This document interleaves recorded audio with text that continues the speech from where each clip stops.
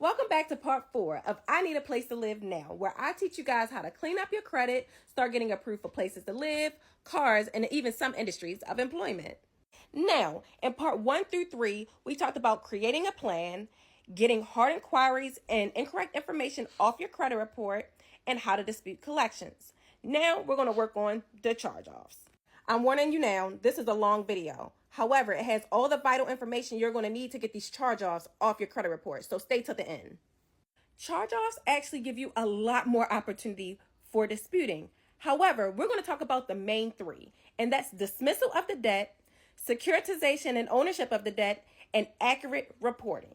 First, dismissal of the debt. Usually if you have a debt that's $600 or more and on your credit report it says profit loss or written off or anything of that nature, that usually means that they took a tax break and they forgave the debt.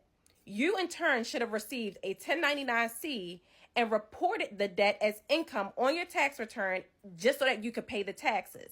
However, they do not tend to send these 1099-Cs out, and you are able to request a copy of this 1099-C and request for the debt to be removed because the debt was dismissed. The second topic is securitization.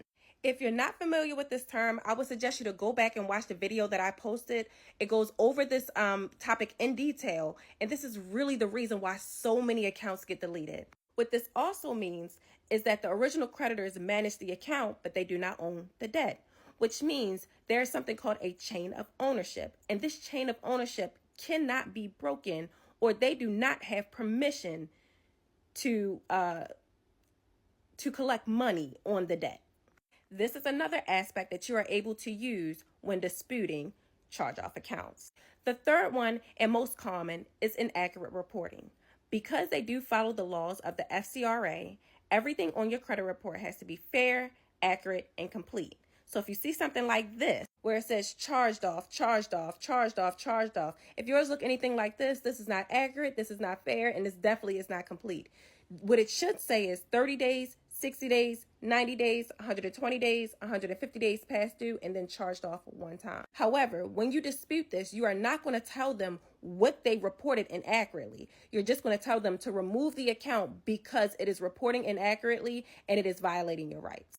Other aspects that you're able to use is if right here the status says closed, but on maybe Experian and TransUnion it says open, they're reporting differently. If the date that it was reported, where it says last activity, if this says June 1st, but somewhere else it says August 11th, there is an expiration that expiration date for everything that's reporting on your credit report. So if the dates are not correct, then it may be past the date of expiration. So you need to make sure everything is reported correctly. Again, you tell them it is not reporting correctly. There are several inaccuracies. I want you to remove this account because it is not reflecting and it is violating correctly and it's violating my rights.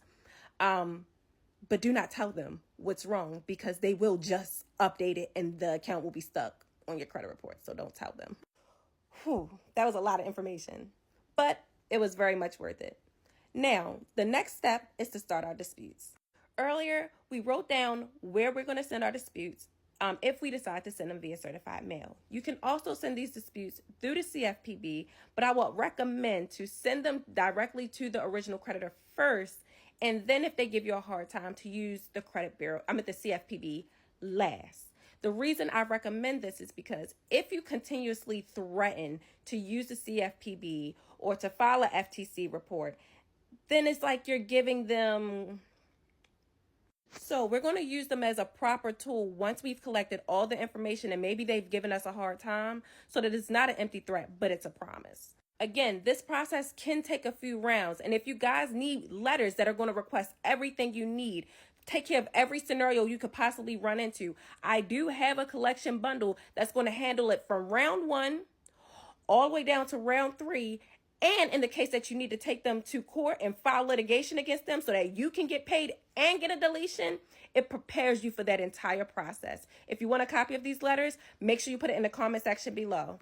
I know that was a lot, but I'm happy you guys stayed to the end. And if this seems like something you can't do on your own, I'm more than happy to help you. I'm also doing free consultations right now. I don't know how long I'm going to be doing them for, but I definitely want to extend myself to you guys because I know you need the help.